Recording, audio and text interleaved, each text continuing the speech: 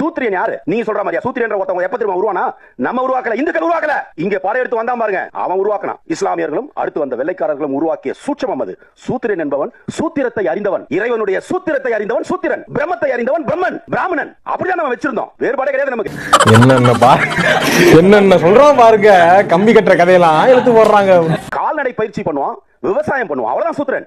அவனை கீழ்நிலைக்கு மாத்தினது யாரு? இங்க வந்து படையெடுத்ததுக்கு அப்புறம் தான் அவனை கீழ்நிலைக்கு கொண்டு போனா. இப்ப அவனுக்கு கூட இவங்க சேர்ந்துக்கிட்டு நம்மள கேவலப்படுத்திட்டு இருக்காங்க. மாற்றப்பட வேண்டும், அத்தனையும் மாத்தணும். என்னடா சங்கீதனமா பேசிக்கிட்டு இருக்க சங்கிப்பேல? நான் ஆல்ரெடி முன்னாடி சொல்லியிருக்கேன், எகைன் நான் ரீகால் பண்ணுறேன். 800 வருஷம் வந்து இஸ்லாமியர்கள் ஆண்டிருக்காங்க, எஸ்பெஷலி முகல்ஸ். அதே சமயத்தில் 250-200 ஆண்டுகளுக்கு மேலே வந்து யார்? பிரிட்டிஷ் ஆட்சி தான் வந்து ஆண்டிருக்கு. அவங்க கிறிஸ்டின்ஸ். நினைச்சிருந்தா இந்தியாவும் முஸ்லீம் நாடோ கிறிஸ்டின் நாடோ ஆக்கிருக்கலாமே, ஏன் ஆக்கல? இன்னமும் இந்தியா வந்து டெமோக்ராட்டிக் கண்ட்ரியா தானே இருக்கு. வந்த 10 வருஷத்துல எப்படியாவது இதை ஹிந்து நாடா ஆக்கிரணும்னு இந்த பிஜேபியும் சங் பரிவார் கூட்டத்துக்கும் அப்படி ஒரு துடிச்சுக்கிட்டு வராங்களா? இப்போ இந்த பிரவீன் காந்தி இருக்கார்ல, இவரும் ஒரு சங்கி தானே.